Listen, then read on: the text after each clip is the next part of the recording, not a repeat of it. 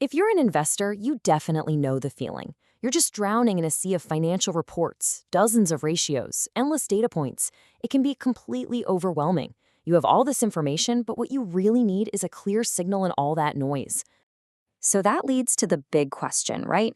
How on earth do you take a company's entire financial story, years of performance, all these complex ratios, and somehow boil it all down into one single actionable number that actually tells you where to start? Well, the answer is a tool called the Finmagine Score. It's designed to cut right through the noise with a single verdict on a simple 0 to 10 scale.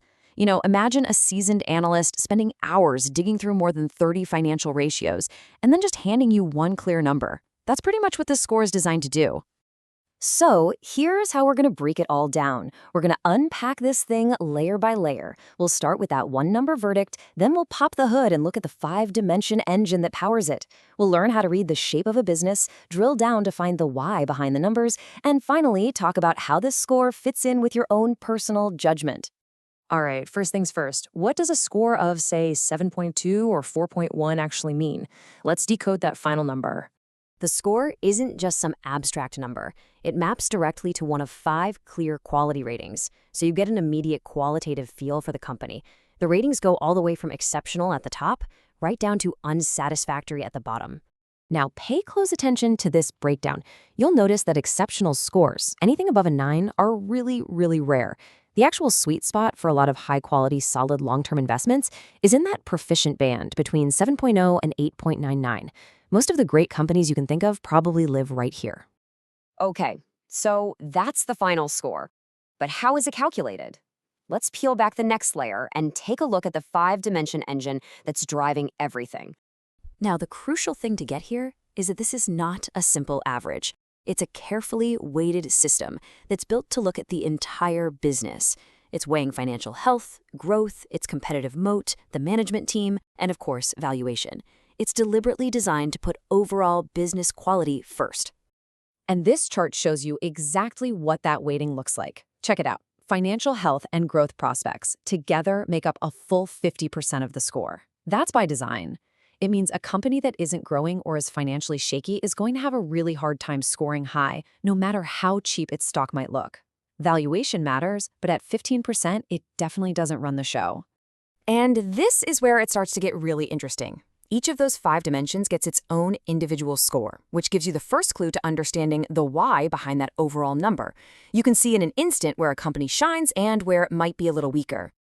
Now for what might be one of the most powerful features, a visual way to understand a company's balance in a single glance.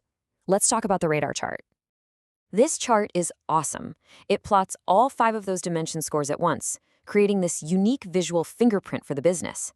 Each point of the pentagon is a dimension, and the further the line is from the center, the higher the score. It is an instant snapshot of a company's entire profile. And the shape itself tells a story. A big, balanced, almost circular pentagon, that usually points to a high-quality, well-rounded business. But a spiky, lopsided shape, that tells you the company has very pronounced strengths and some very clear weaknesses. The spike, that's your investment thesis. The collapsed side, well, that's your biggest risk. So, we've got the overall score, and we can see the company's shape.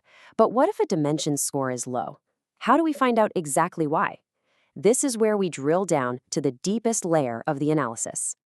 Let's take financial health as an example.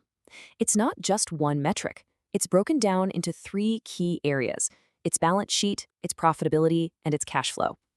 And you can see right here that this particular company's key strength is an exceptional 9.6 score in profitability. It's the same idea for competitive position. That score is built from its market share, its underlying competitive advantages, and the structure of the industry it's in. Each of these subcomponents gets its own score, helping you pinpoint the real source of its strength or weakness. And look at this. Under management quality, this company scores a perfect 10 for capital allocation. Now that is a big deal. That's basically the grade for how well management reinvests profits back into the business to generate future returns. A perfect score here is the acid test. It means capital is being used with incredible efficiency, a huge sign of a very well-run business. But here's the other side of that coin. Undervaluation. Notice that low 3.6 score for historical valuation. This is a potential red flag. It suggests the stock price has risen much, much faster than the profits, meaning it might be priced for perfection. This is exactly the kind of critical insight you drill down to find. So the whole point is this. The detailed analysis transforms the scorecard from a summary tool that just tells you what the score is into a powerful diagnostic tool that tells you exactly why. We've completely unpacked the box, so now for the most important part. How do you actually use this tool effectively in your own research? This quote right here captures the entire philosophy. You should think of the scorecard as an incredible filter. It helps you quickly spot potentially great companies and surface the key risks. But it is not a buy or sell button. The final call always comes down to your own judgment. And this table gives you a super practical framework for how to act. If a company is proficient, that's your sweet spot. Your job is to go dig into its weakest dimension and decide if you're comfortable with that risk. If it's just competent, you really need a strong thesis for why its weaker areas might get better over time. So to wrap this all up, let's just hammer home the key takeaways. The scorecard synthesizes dozens of ratios into one view. It is deliberately biased toward quality over just being cheap. And most importantly, it's entirely backward-looking.